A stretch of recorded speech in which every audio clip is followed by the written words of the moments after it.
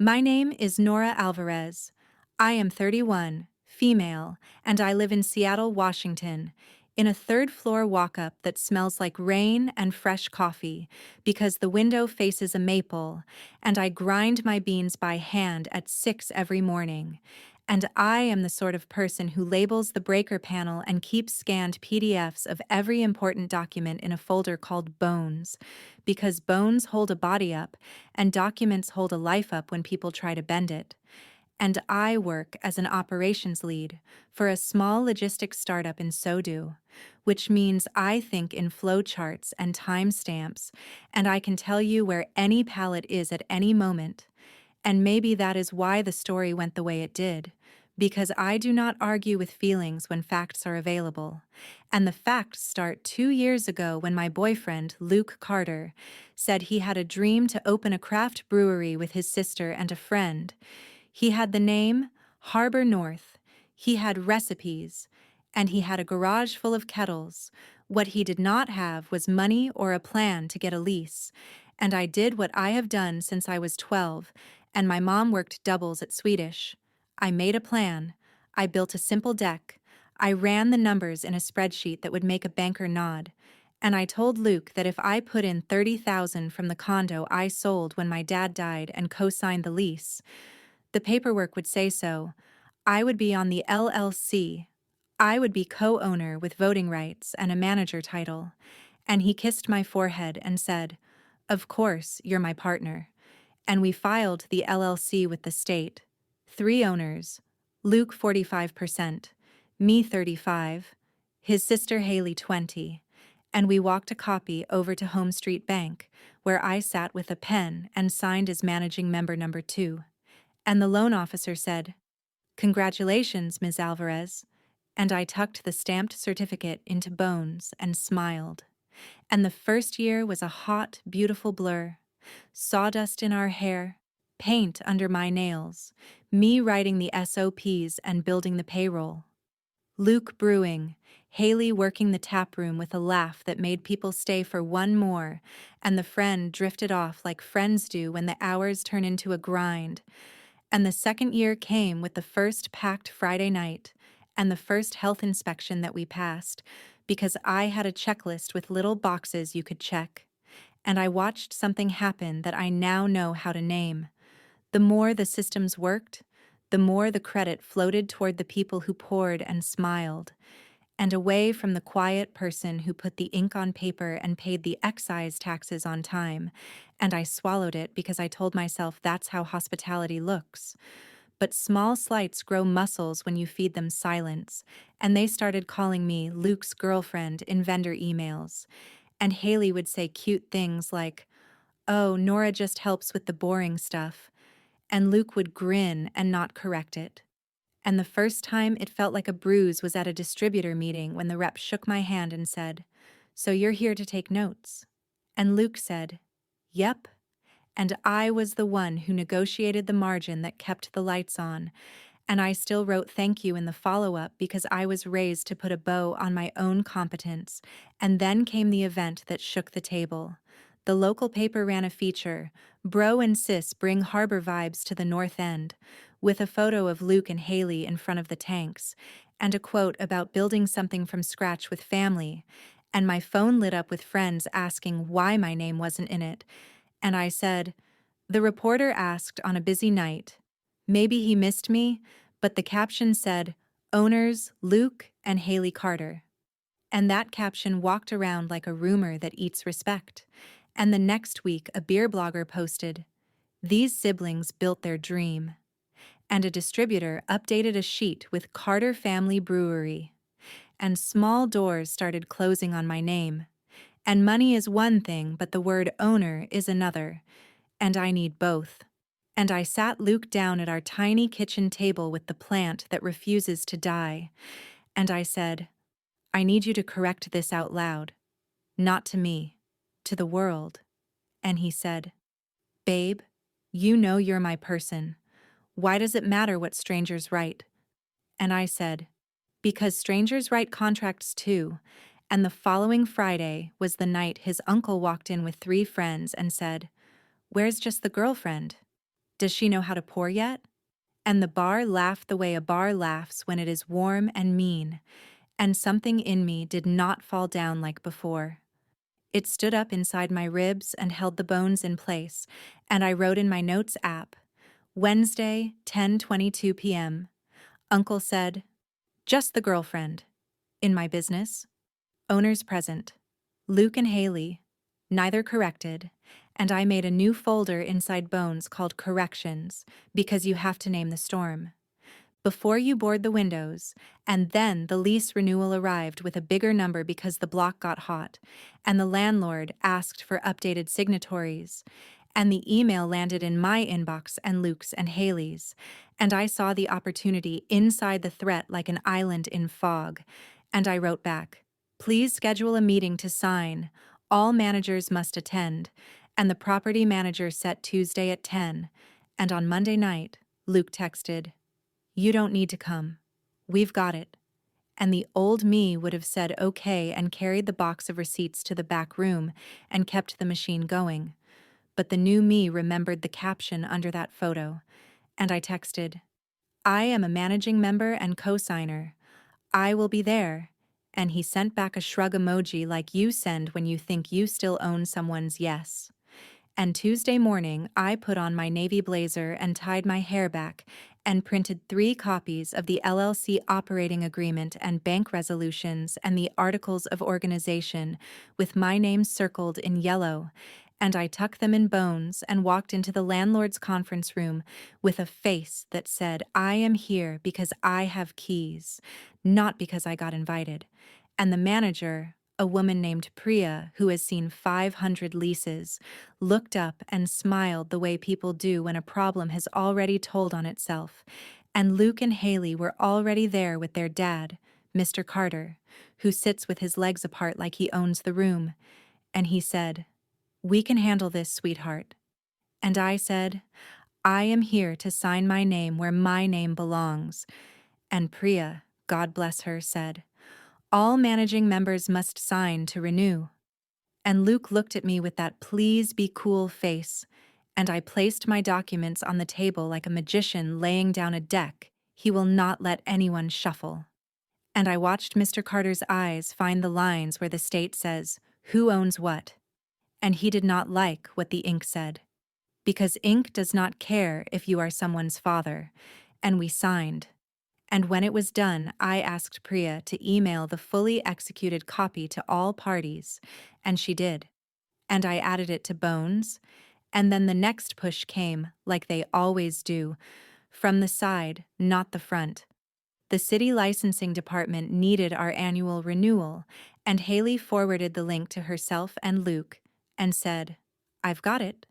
And I wrote back, please include my login as managing member.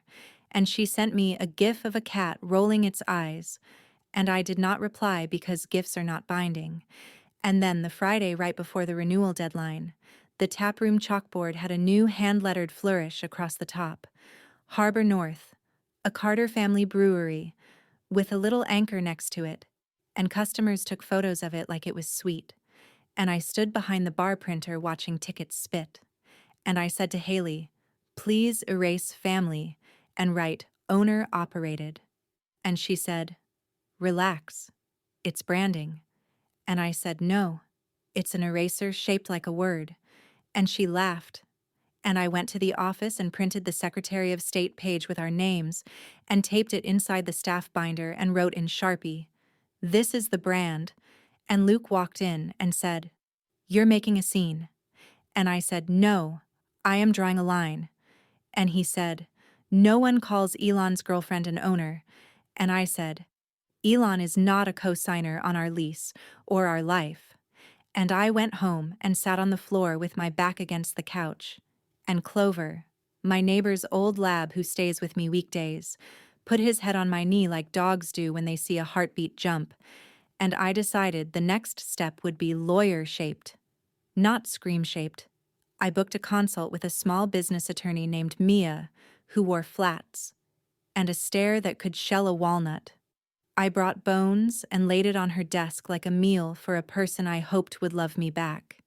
And she flipped through, nodding, humming, and said, "You did the most important things early. You're on the LLC, you're on the bank, you signed the lease, you keep records. People can talk around you, but they cannot paper around you." And I said, "How do I protect myself without burning the place down?" And she said, "Paper is water and fire. Use it like both. First, file an amendment with the state noting your role as managing member who must sign on major actions. Second, send a notice to the bank updating signatory rules to require 2 signatures for transfers over a threshold. Third, if they continue to represent the business as family-owned without your name, send a cease and correct letter, not a threat, a requirement. And fourth, attend the annual meeting with minutes in hand and elect yourself to what you already are, operations director with authority over compliance. And I breathed for the first time in weeks, like air had been stored for me in her office. And she had opened the jar. I did the first 2 that afternoon, online forms and a walk to the bank, where the manager printed a page for me to sign, and where I asked for a copy of the current signature card, my name in black, not pencil, and I put it in bones. And then the world tested me. The distributor sent a draft for the summer festival booth listing owners Luke and Haley, and I wrote back, "Please correct to owners Luke Carter, Nora Alvarez, and Haley Carter." And the rep wrote, "I thought you were just the girlfriend." And I attached the Secretary of State page and the bank letter, and I said, "You thought wrong? Please correct." And he did. And I thought, good. Small victory. And then the big one came dressed as a party invitation. Harbor North anniversary. Owners. Luke and Haley host the Harbor Gala. Posted by Haley on Instagram with the anchor and balloons and a list of invited industry VIPs, including the landlord, the health department liaison, and the beer guild president. And my name was air, invisible and everywhere, until you try to breathe it and someone shuts the window. And I felt the old me reach for a petty comment, and I pulled my hand back because Mia's voice was in my head saying, "Do not argue in the comments when you can argue in the minutes." And I sent a calendar invite to both of them and to Mr. Carter for annual meeting and minutes required by operating agreement. Put it 2 days before the gala, 9 a.m., back office, donuts provided, attendance required to remain in good standing. And Haley replied, "LOL," and Luke replied, "Sure," and no one declined. So the morning came, and I wore the navy blazer because it is useful armor, and I brought donuts because sugar quiets people long enough for you to finish a sentence. And I put printed agendas by each seat. Item 1, review and approve minutes from last year. Item 2, elect officers. Item 3, authorize expenditures over $5,000 for gala. Item 4, brand standards and public statements. And Mr. Carter sat in the corner like a judge and tried to stare me off my chair, and I smiled at him because I was not in his court. I was in mine, and I called the meeting to order at 9:05 and hit record on my phone with a little ping to mark the time. And I read last year's minutes and noted where my work lived in the sentences: invoices paid, taxes on time, the quiet oxygen of a business.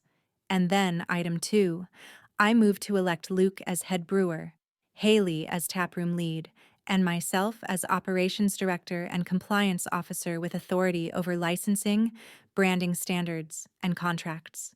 And Luke blinked, and Haley started to say, "That title is too big for you." And I said, "The work already fits. The title is catching up." And Mr. Carter said, "This is ridiculous." And I slid the operating agreement across the table to the line that says, "Members may elect officers by majority vote at the annual meeting," and asked for a vote. I raised my hand. Luke raised his halfway, like he forgot who he was afraid of in the room. Then all the way, 2-1, motion carried, and I wrote it in the minutes and had each of us initial.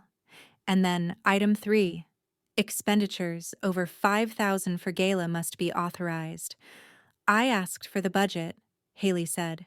It's just a party, and I said, our bank account is not just a jar, it's a ledger. And she handed me a wrinkled list with numbers that did not add up. And I said, we will cap it at 4,000 all in, with vendor deposits logged and receipts sent to the shared inbox, and I made them initial that too. And then, item 4, brand standards. I unfolded a one-page statement. Harbor North is owner-operated by 3 partners, head brewer Luke Carter, operations and compliance director Nora Alvarez, and taproom lead Haley Carter. And I said, this will go on the website, distributor sheets, festival banners, and social bios. And Haley said, absolutely not.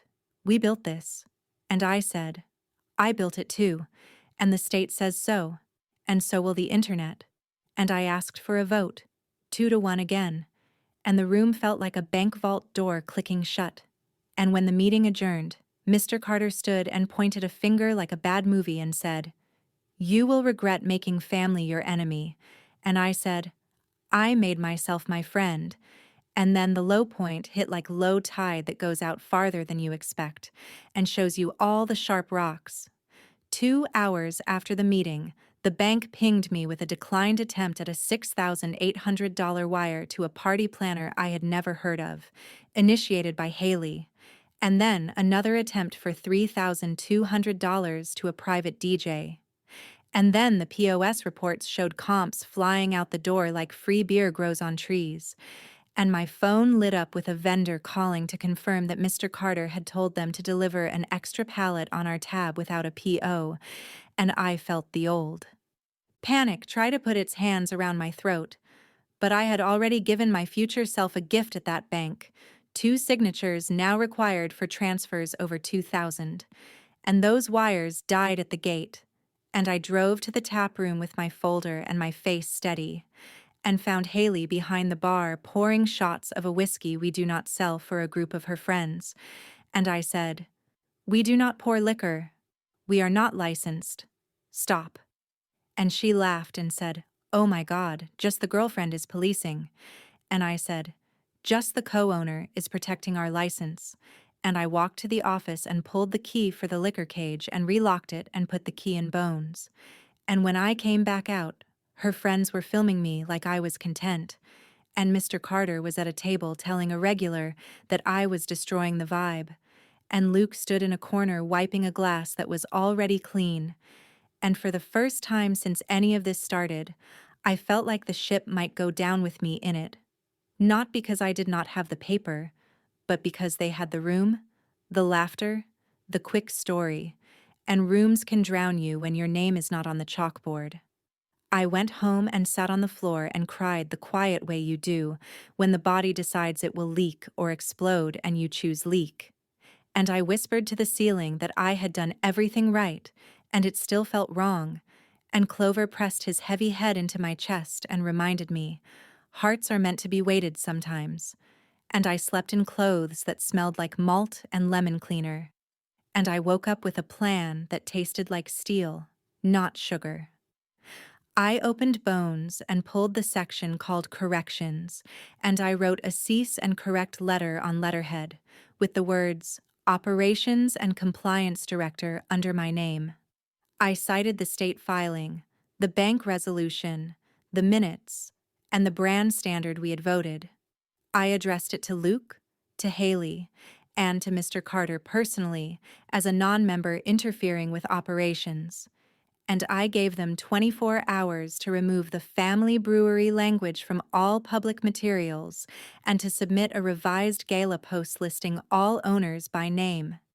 And I copied Mia and the landlord and the health department contact because I wanted the adults in the room to see the difference between a party and a business. And then I printed 3 notices and taped them to the office door, the walk-in cooler, and the staff binder, signed and dated. And I stood in the empty tap room before we opened and looked at the chalkboard with the anchor and the lie. And I erased the words with a wet rag until the black showed through and my arms ached. And I wrote, Harbor North, owner operated, and under it I wrote our names. And I capped the chalk and put it in my pocket because sometimes your hand needs to hold the thing that drew the line. And at 4 p.m. the doors opened and the regulars came. And when Luke walked in and saw the board, he went red. And when Haley saw it, she went white. And when Mr. Carter saw it, he went loud.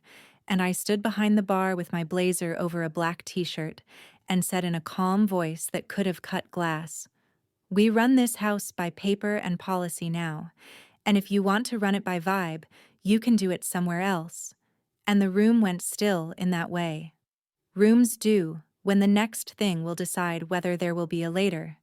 And that is where I will stop for now. Because the next thing was a knock I had arranged, and a set of cards I had not yet played. And when the door opened and the person walked in with a clipboard and a badge that says City of Seattle, the air changed, and so did the story. When the city inspector walked in with the clipboard and the badge that said City of Seattle, the taproom sound folded like a tent after the stakes are pulled. You could still hear the low chatter and the hum of the cooler, but there was a new quiet under it. The kind that happens when rules enter a room.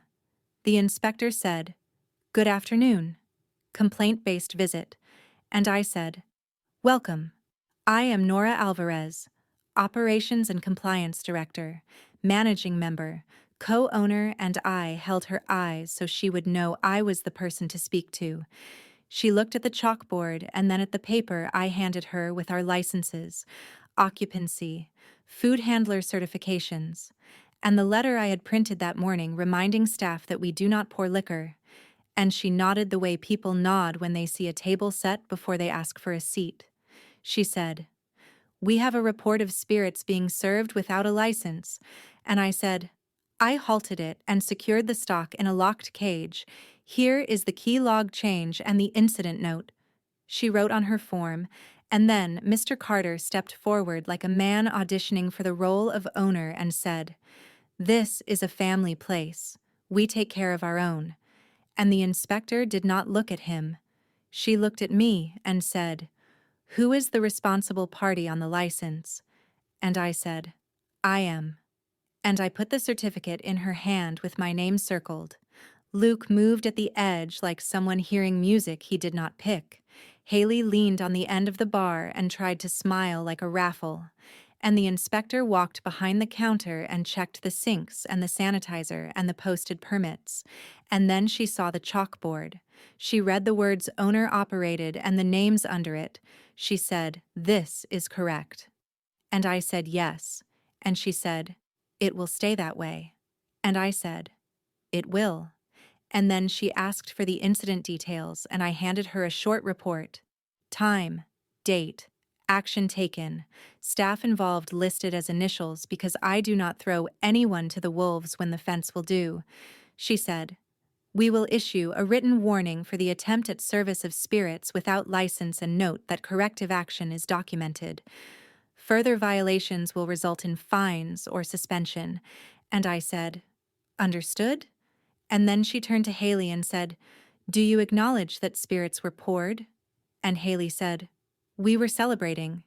And the inspector said, "That is not an answer." And Haley said, "Yes." And the inspector wrote again and tore off a yellow copy for me with a carbon blot like a bruise. I took it and put it in my folder bones, and I felt my hand stop shaking.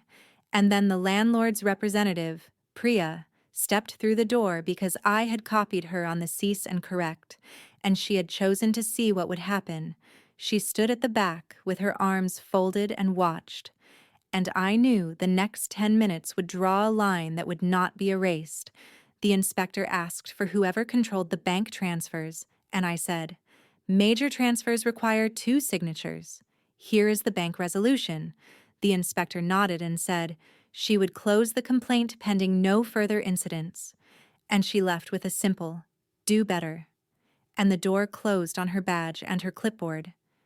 And I stood with my shoulder blades pressed to the fact that we had not been fined today because I had prepared yesterday. Mr. Carter said, "This is an outrage. You called the city on your own business." And I said, "No." A neighbor called. I invited the city to see that we are run by policy, not by mood. And he pointed at me and said, "You are trying to take what our family built." And I said, "I am protecting what I built with you against you." And the room did that tiny wave a room does when the truth rides through it. Small ripples, glasses lifted and set down slower, customers pretending not to watch while they watch. And I said, "We are closing the bar for 90 minutes for a staff meeting. Last call until 6.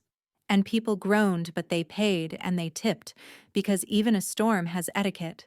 When the door latched behind the last customer, I turned the deadbolt and faced Luke and Haley and Mr. Carter and the 3 bartenders who have watched this more closely than anyone. I said, "Here is the line. We do not misbrand the company. We do not pour liquor we are not licensed to pour. We do not spend over-approved caps. We do not use the word family to erase a partner.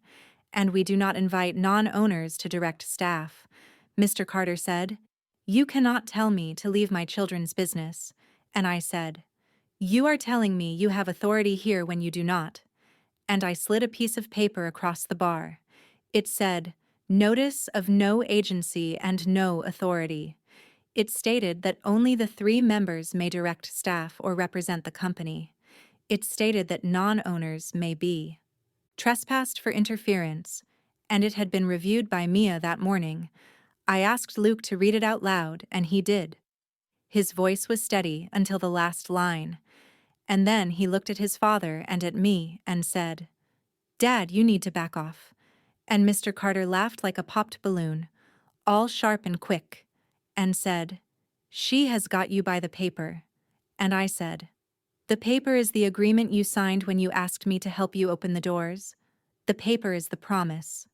And he stepped close like he meant to loom, and Priya, who had been standing quiet, cleared her throat and said, "Mr. Carter, I am the property manager. If you interfere with operations or attempt to direct staff again, I will consider it a violation of the lease terms regarding lawful operation, and I will begin cure or quit proceedings." And the word quit hung in the air like a new smell, and he sat still because property managers carry the gravity of roofs. I looked at Haley and said, "You can lead a tap room, or you can run a party. Not both." "I am giving you one more chance to choose the first," she said. "You're not my mother." And I said, "I am your partner." And partners either carry weight or they get out from under it. Luke put both hands on the bar and said, "Can we reset? Can we just do the gala and then figure it out?" And I said, "We will do a smaller gala that is paid for by the numbers, and then we will figure it out by the agreement. Today, we will also add an amendment that removes any person who pours liquor without a license from bar duty for 2 weeks." And Haley said, "Over my dead body." And I said, "Over your initials." And I held out a pen and the page. She stared at it like it might bite. And then she signed because the inspector's yellow copy was still on the bar like a witness. I turned to the bartenders and said, "You will never be asked to break a law to keep your job. If someone tells you to, you call me.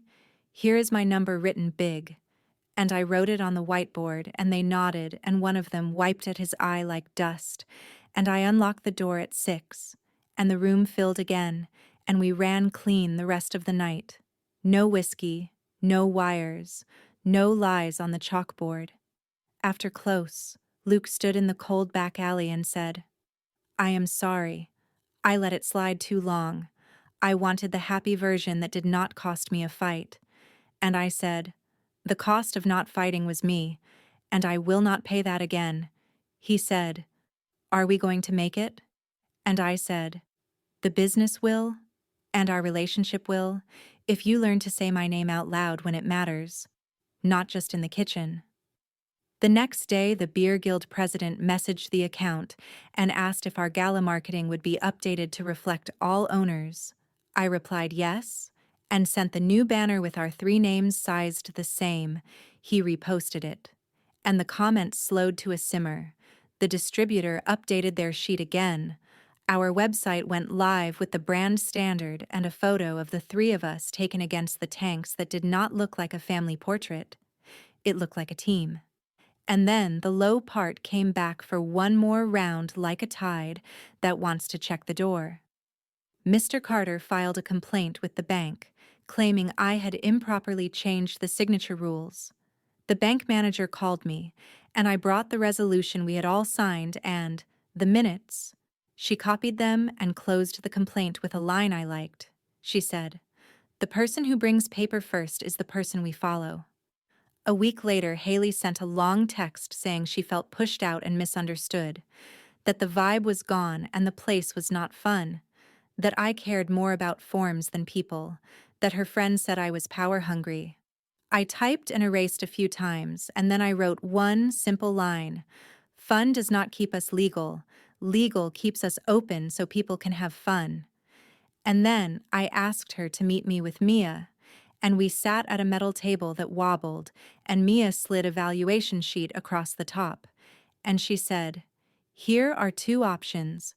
Haley, you can remain a 20% owner with a defined role and a compliance contract, or you can sell 10% back to the company for cash today and keep 10% as a silent investor. You cannot remain in your current role without training and adherence." Haley cried and said, "I was stealing her dream." Mia said, "Your dream is not a license. This building is, and licensing lives where rules live, not where feelings live." Haley picked the 10% silent option after texting 3 people who told her what she wanted to hear, and 1 person who told her the truth. And we signed. And I wired her the buyback funds from the operating account with Luke's cosign, and I felt something unclench in the walls of the building. Like the studs exhaled. The gala came 2 nights later, and it was not a gala. It was a neighborhood party with a band that played too loud and 4 tables of food we could afford, and a banner with 3 names that weighed nothing because it was made of ink. Not lies. The landlord stopped by and said, "It looks clean and full." The health liaison ate a slider and said, "Thanks for the heads up last week. You saved yourself a fine."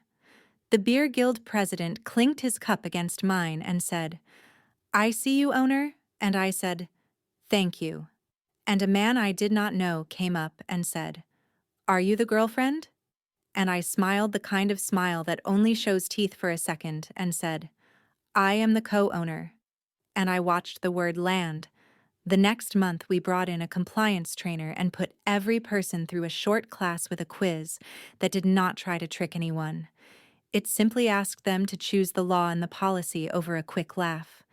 We printed a tiny card that said, "We do not pour spirits. We check IDs. We hold our room at capacity. We sign 2 signatures for big money.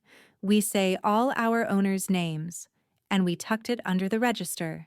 And when people tried to hand us a story that did not match the card, we pointed at the card and kept the room safe. Word traveled sideways the way it does in cities. Not loud, not fast, but it got there. The reporter who had run the sibling story sent an email asking for a follow-up because readers liked the beer and wanted an update. I agreed on one condition: we would speak together and we would name everyone. Luke nodded. Haley declined because she had stepped back. So the photo ran with me and Luke shoulder to shoulder, and the caption said, "Co-owners Luke Carter and Nora Alvarez." And under it, the line, "Operations and Compliance Director Nora Alvarez built the systems that kept the doors open and the taps pouring." And my phone buzzed with 3 texts from friends who said, "Finally," and one from my mother that said, "Proud of you, Mija. Make them say your name." And I pinned that one in my heart. Winter brought slow nights and board games and lists for the next year. And with the slowness came the conversation that Luke and I had been avoiding. We sat at the small kitchen table with the plant and 2 mugs, and we said the parts that hurt. He said, "I wanted to be the guy who gave everyone a good time," and I said, "I wanted to be the woman who made it possible without being invisible." He said, "I picked the easier applause and forgot you do the hard work in rooms where no one claps." I said. I will not go back to the quiet rooms without my name on the door. We went to counseling and learned how to draw boundaries that made our life bigger, not smaller. And he started using the word partner out loud in front of people, not just in our hallway. Mr. Carter stopped coming around when the bartender he liked best told him the owner had asked him to stop directing staff. He posted a half-hearted rant online that got 5 likes, and no one cared because the beer tasted good and the place was clean and people like clean rooms more than they like messy stories. Spring came with a surprise, a note from the city inspector who had come that day with the badge. It said, "We are starting a voluntary pilot for small business compliance mentors. Your documentation and corrective action were exemplary. Would you like to join as a peer resource?" I said yes because helping another woman show up as co-owner is better than any clap at a party. We hosted 2 owners from a new coffee shop, and I opened Bones and showed them how to keep a folder, how to print the certificate, and circle the name and bring it to the table, how to move money with 2 signatures, how to write minutes even when no one is clapping. They took photos of the tabs like tourists, and I felt the nicest feeling, which is usefulness. The twist came late in a plain envelope, a letter from a lawyer representing Mr. Carter. It said he was considering suing for emotional distress and asking the court to remove me as a manager for creating a hostile environment. Mia laughed when she read it because sometimes lawyers laugh the way doctors laugh at WebMD. She filed a 1-page response with attachments, state filings, minutes, bank resolutions, the inspector's warning, the notarized notice, and the letter died before it learned to walk. We framed the dismissal notice and hung it inside the office where only staff can see, because victory should be a private joke more than a public drum. On the 1-year mark of the chalkboard day, I came in early with a coffee and wrote a small sentence in the corner in tiny print that only people who work there would notice. It said, "Paper is love for your future self." And I left it, and we opened and poured, and it was just another day in a place where we make something people like, and we follow rules that keep us honest. If you ask me now what revenge looked like, it did not look like breaking anything. It looked like showing up with the paper that says "I belong" and then standing still until the room learned to make space. It looked like letting consequences do the heavy lifting while I kept my hands on the work. It looked like a bank manager saying we follow the person with the documents, a landlord saying the lease loves the law, a city inspector nodding at my name and telling me to do better and then seeing that I did. The brewery is steady now. We added a small canned line with a label that lists all our names on the side under the words "brewed by." And sometimes I watch a stranger turn the can and read it, and I feel a quiet heat in my chest. Not anger, not triumph, just the click of a thing that fits where it should. Luke and I are not perfect. We are not even easy. We are true most days and honest on the others. One night in late summer, a young woman came up to the bar with a clipboard and a nervous smile and said, "I am a reporter for the campus paper. Can I ask how you became co-owner? They keep calling me someone's girlfriend in meetings, and I don't know how to make them stop." I said, "Print it, file it, say it, and do not argue with people who want to talk about vibes when you can talk about votes and signatures. Bring paper, bring a steady voice, bring your whole name, and do not hand over your keys to someone else's comfort."